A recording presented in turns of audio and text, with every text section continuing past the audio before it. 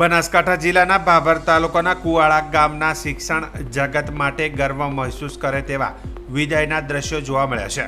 1999થી કુવાડા ગામમાં શિક્ષક તરીકે ફરજ પ્રકાશભાઈ નાયક ગામ લોકો સહિત વાલીકો અને વિદ્યાર્થીઓનું શિક્ષકે દિલ જીતી લીધું હતું।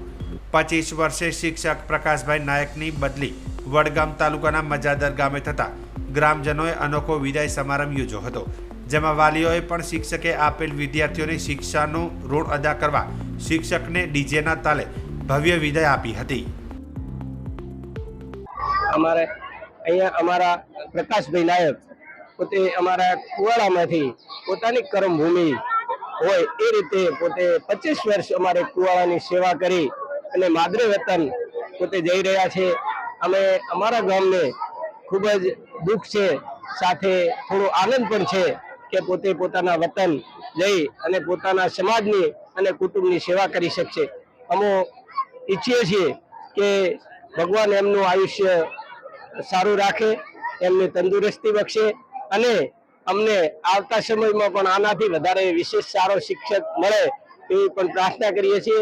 અને બીજું કે આ પીકે સાહેબની ભાવવંદના કાર્યક્રમમાં અમારા ગામમાં જે ભાવવંદના રેલી નીકળેલી હતી એ રેલીમાં ખૂબ જ ભાવુક દ્રશ્યો સર્જાણા હતા। કેટલીય જગ્યાએ ખૂબ જ બહોળી સંખ્યામાં છોકરાઓ અને બહેરા છોકરા બધા એમના દ્રશ્યો ખૂબ જ ભાવુક હતા અને એ બધા એમના ભાવ જે ભરેલા હૃદય સાથે એમને આજે વિદાય આપે છે। એવા કર્તવ્યનિષ્ઠ એવા શિક્ષક શ્રી પ્રકાશભાઈ નાયક સાહેબ આજે 1999થી 2024 સુધી સતત 25 વર્ષ સુધી એક ઉમદા સેવા આપીને શારીરિક ક્ષેત્રે તેમજ રમતગમત ક્ષેત્રે કુવાડાના યુવાધનોને અનેક પ્રકારની નોકરીમાં તેમજ જ્યાં જ્યાં માર્ગદર્શન હતી એ માર્ગદર્શન પૂરું પાડીને આગળ લાવ્યા છે। આવા પ્રકાશભાઈ સાહેબ કાયમ માટે કુવાડાની જનતાને યાદ રહેશે।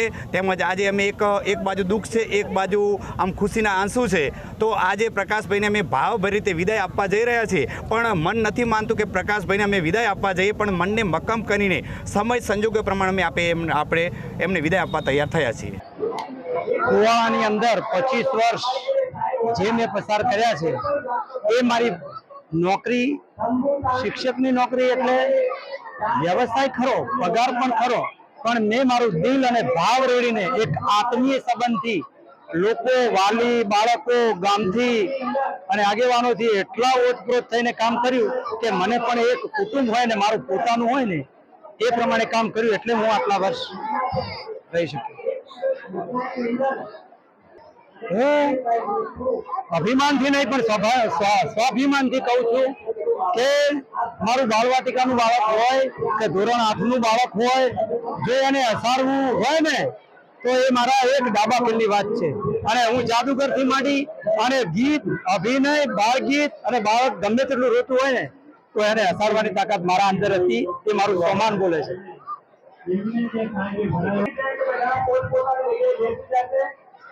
આજે મને એવું લાગ્યું કે જો ગુજરાત રાજ્યના બનાસકાંઠા જિલ્લામાં એમાં આવા પછવાડે આવા ગામડાની અંદર સારા એવા કામ કરનાર શિક્ષકની કદર થતી હોય તો આ વાત ખરેખર હવે શિક્ષણ જગતમાં જોવા જેવી છે અને કદર થાય છે। કામ કરે એની કદર થાય જ।